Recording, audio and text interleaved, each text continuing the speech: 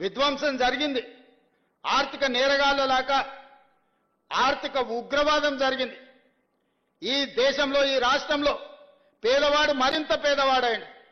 కానీ ఆయన గారి కుటుంబానికి టీవీలు వచ్చినాయి, పేపర్లు వచ్చినాయి, ఫామ్ హౌజులు వచ్చినాయి, వ్యాపారాలు వచ్చినాయి, వేల కోట్ల రూపాయల ఆదాయం వచ్చింది. మనందరం దివాలా తీస్తాం ఎట్లా? 72,000 కోట్ల రూపాయల అప్పులున్న తెలంగాణ రాష్ట్రం 8,29,000 కోట్ల రూపాయల అప్పులకెట్లా పోతుంది? ఆయనకు మాత్రం టీవీలు, పేపర్లు, ఫామ్ హౌజులు, వేల కోట్ల రూపాయల పెట్టుబడులు వచ్చినాయంటే ఏం జరిగిందో తెలంగాణ రాష్ట్రంలో మీరు ఒక్కసారి ఆలోచన చెయ్యండి. ఇన్ని తప్పులు చేసి మళ్ళా వచ్చి చెప్తున్నాడు, నాకు ఇవ్వండి, నా చేతికి ఇస్తే చక్కదిద్దుతాడు. 10 ఏళ్ళు ఇచ్చిండ్రు, ఏమెలుగా పెట్టిండ్రు వారు? మీరు ఒక్కసారి ఆలోచన చేయండి. 10 ఏళ్లలో కనీసం మీరు బయటకు వచ్చి చెప్పుకునే అవకాశం అన్ని ఇచ్చిందా? ఏ ధర్నా చౌక్లో ఉద్యమం జరిగి, ధర్నాలు జరిగి, ఇదే పొన్నం ప్రభాకర్ గారు ఎంపీలుగా ధర్నా చౌక్లో నిరాహార దీక్ష చేసి తెలంగాణ రాష్ట్రం తెస్తే ఆ ధర్నా చౌక్నే వస్తేనే మూత వేసిండు కదా. మళ్ళీ మనం వస్తేనే ధర్నా చౌక్ తెరిస్తే వాళ్ళ కుటుంబం అంతా ధర్నాకు వచ్చిండ్రు కదా. తెలంగాణ రాష్ట్రంలో కనీసం ఇక్కడ ఉన్నోళ్ళు మీ ఫోన్లలో మీరు మాట్లాడుకునే స్వేచ్ఛ అయితే వచ్చింది కదనే. గతంలో ఎప్పుడైనా మీరు ధైర్యంగా ఎవరితోనైనా మీ ఫోన్లలో మీరు మాట్లాడుకుర్రా? కుటుంబ సభ్యులతోనైనా మీరు స్వేచ్ఛగా ఫోన్లలో మాట్లాడుకునే పరిస్థితి ఉండే నా 10 సంవత్సరాలలో?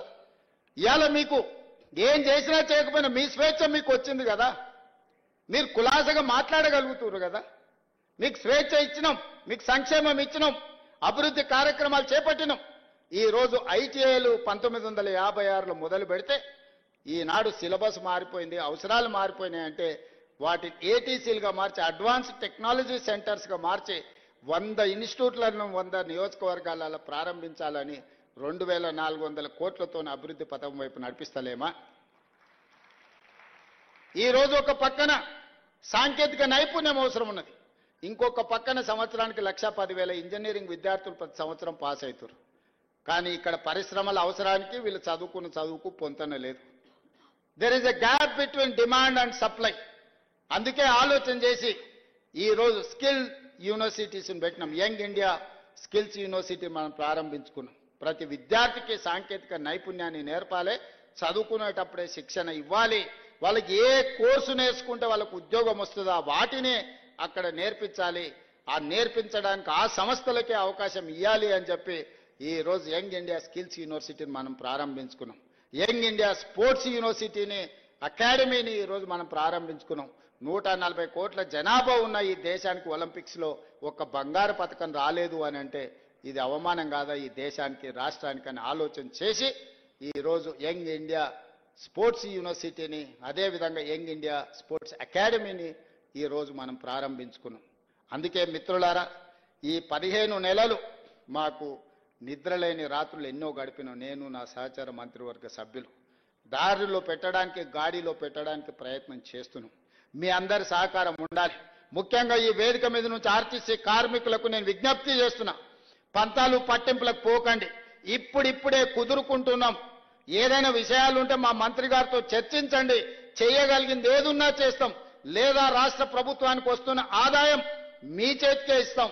ప్రతి నెల ఈ రాష్ట్ర ప్రభుత్వానికి వస్తున్న ఆదాయం 18,500 కోట్ల రూపాయలు. ఇందులో 6,500 కోట్ల రూపాయల అప్పులకు కడుతున్నాం. 6,000 కోట్ల రూపాయలు జీత భత్యాలు పెన్షన్లకు ఇస్తున్నాం.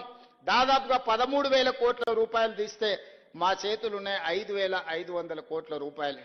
ఇందులో మీకు ప్రతి సంక్షేమ పథకం అమలు చేయాలి. కనీసం 22,500 కోట్ల రూపాయలు ఉంటే ప్రతి నెల ప్రాథమిక అవసరాలు తీర్చుకోగలుగుతాం.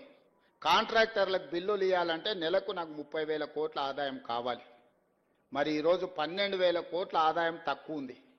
నా అవసరాలకు, నా ఖర్చుకు ఒక కుటుంబంలో ఒక కార్మికుడు నెల జీతాన్ని తీసుకుంటే ఇంటి అద్దె, పిల్లల చదువులు, దవాఖాన ఖర్చులు, అదేవిధంగా ఇతర అవసరాలు అన్ని లెక్కేసుకొని ఒక పాలకెంత, నీళ్ళకెంత, ఉప్పుకెంత, పప్పుకెంత, మంచినూనెకెంత, భార్య బిడ్డలకెంత, అమ్మా నాయనకు వైద్యానికి అవసరమైతే ఏం ఖర్చు అని అన్ని లెక్కేసుకొని బడ్జెట్ పద్మనాభం లాగా నెల జీతాన్ని ఎట్లా ఒక కార్మికుడు లెక్కేసుకుంటాడో తెలంగాణ రాష్ట్ర ముఖ్యమంత్రిగా ఇదంతా మన కుటుంబం అనుకొని నేను లెక్కలేసుకున్న లెక్కలని మీ ముందర పెడుతున్నా.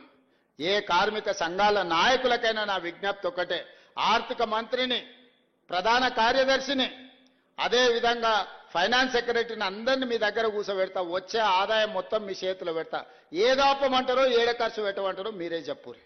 అనా పైసా కూడా నేను ఇంటికి తీసుకెళ్లాను, ఒక్క పైసా కూడా అవినీతికి పాల్పడాను, నేను మీకు మాట ఇస్తున్నా. మీరే చెప్పండి, మీరే ఒక అడ్వైజరీ బోర్డు పెట్టుకోండి, మీరే సూచన చేయండి. ఇప్పుడిప్పుడే పట్టాలెక్కుతున్న ప్రభుత్వాన్ని మళ్ళీ సమ్మెల పేరు మీద ఇతర కారణాల చేత ఏదైనా మనం అనుకోని తప్పు జరిగితే ఇక మళ్ళీ పునరుద్ధరించడానికి కూడా అవకాశం లేని పరిస్థితులు ఉన్నాయి. మనకు అప్పుడప్పుడు ఆరోగ్యం బాగాలేనప్పుడు పథ్యం పాటిస్తాం. చాలా మంది ఊర్ల నుంచి వచ్చిన వాళ్ళు ఉన్నారు, ఊర్లలో పెద్ద మనుషులు అంటారు కదా, కొంచెం పథ్యం ఉండాలని అని. కొంచెం ఆరోగ్యం బాగాలేనప్పుడు చికెన్ మటన్ తినొద్దు, నూనె వస్తువులు తినొద్దు అంటారు కదా, కొంచెం వెజిటేరియన్ తినొద్దు అంటారు కదా. రాష్ట్ర ఆర్థిక వ్యవస్థ కూడా ఆరోగ్యం బాగలేదు అందుకే మనం వెజిటేరియన్, పండ్లు ఫలాలు కూరగాయలు తిని కొంతకాలం కొంత జాగ్రత్తగా ముందుకెళ్ళాలి. మనకు ఆరోగ్యం బాగాలేనప్పుడు ఏమంటారు, పండ్లు తినుండ్రి, ఇడ్లీ తినుండ్రి, కొంచెం జాగ్రత్తగా ఉండుర్రి అని అంటారు కదా. రాష్ట్ర ఆర్థిక ఆరోగ్యం కూడా బాగలేదు. అందుకే మీరందరూ సహకరించండి. మీరు మా కార్మిక సోదరులు, మీరు మా కుటుంబ సభ్యులు, మీరు కొట్లాడితేనే తెలంగాణ రాష్ట్రం వచ్చింది, మీరు మద్దతు ఇస్తేనే ఈ ప్రభుత్వం ఏర్పడ్డది. ఈ ప్రభుత్వం ఏర్పడ్డదంటే మా గొప్పతనం కాదు, అందులో మీ కష్టం ఉంది, మీ శ్రమ ఉంది, మీ కృషి ఉంది. మేము వేరు మీరు వేరు అని ఏ రోజు నేను అనుకోలే. మీలో ఒక్కరిని, మీ కుటుంబ సభ్యుని, మీ సంక్షేమం కోసం, మీ అభివృద్ధి కోసం, మీ భవిష్యత్తు ప్రణాళికల కోసం మీ ముఖ్యమంత్రిగా, మీ సోదరుడిగా పనిచేయడానికి నేను సిద్ధంగా ఉన్నా. నాకు ప్రతి నెల వస్తున్న ఆదాయం 18,500 కోట్ల రూపాయలు. ఈ 18,500 కోట్ల రూపాయలు మీ చేతుల్నే పెడతా. బ్యాంకులకు కట్టుండి, నా ఉద్యోగస్తులకు ఇచ్చే జీతాలు వాళ్ళకి ఇయ్యండి, రిటైర్ అయిన వాళ్ళకి పెన్షన్ ఇయ్యండి, మిగతాది ఏడ ఖర్చు పెట్టమంటారో మీరే చెప్పుండ్రి. సన్నబియ్యానికి ఇద్దామా, ఉచిత కరెంటుకి ఇద్దామా, ఆర్టీసీ బస్సుకి ఇద్దామా, షాదీ ముబారక్ ఇద్దామా, కళ్యాణ లక్ష్మికి ఇద్దామా, లేకపోతే ఇంకేదైనా ఆడంబరాలు చేసుకుందామా, మీరు ఎట్లా చెప్తే గట్లనే రాష్ట్ర ప్రభుత్వాన్ని నడపడానికి నేను సిద్ధంగా ఉన్నా. దీంట్లో అబద్ధాలు లేవు. ఎవరైనా ఇంతకు మించి చెప్తే లెక్కలైనా మీరు చూడండి.